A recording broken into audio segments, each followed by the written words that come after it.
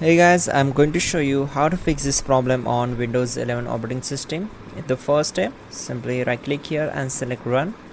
Then we need to type your msconfig, then click on OK. Before this, just right click on the taskbar, then select task manager. Now click on run new task, select browse button, go to this PC, open C drive, then open Windows folder, then find out system32 folder, just double click on it to open it, then search for cmd.exe file. So here it is, select it and click on open. Now check this box and click on OK. Now on this window we need to execute some commands. Type gp update and hit enter.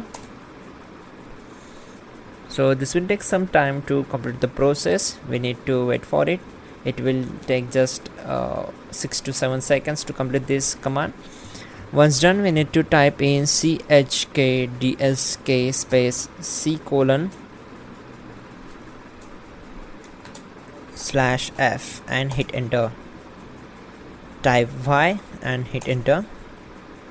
Once done, type exit to close the command prompt window and then close this one.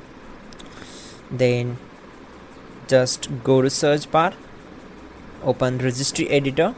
You can simply type here re registry editor, click here to open it, select S.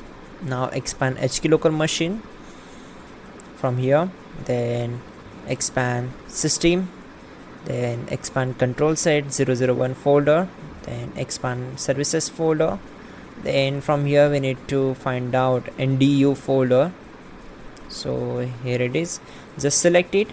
Then on the right side, right click on start, select modify and change the value data as to 4. Okay, then click on OK. Again go back to HK local machine, then open system folder, then expand current control set.